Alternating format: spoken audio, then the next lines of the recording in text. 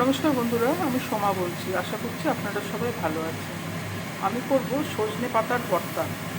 সজনে শাকটাকে আমি সেদ্ধ করে রসুন দিয়ে বেটে নিয়েছি।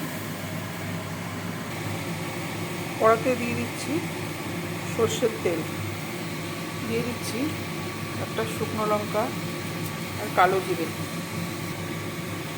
দিয়ে দিচ্ছি পেঁয়াজ কুচি। পেঁয়াজটাকে আমি ভেজে নেব।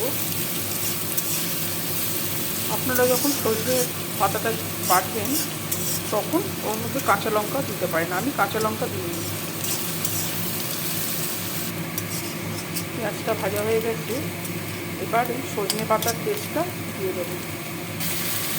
সজনে পাতার পেস্টটা দিয়ে দিলাম।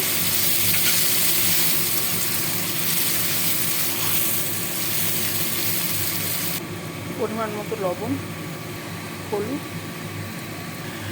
চিনি।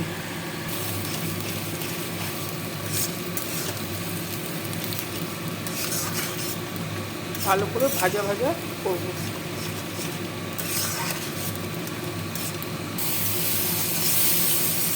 শুকনো শুকনো হয়ে গেছে, আমার তৈরি হয়ে গেল সজনে পাতার ভর্তা। রেসিপিটা কেমন লাগলো আমাকে জানাবেন। ভালো লাগলে আমার সঙ্গে থাকার জন্য আমি আপনাদেরকে অনুরোধ জানাচ্ছি। নমস্কার।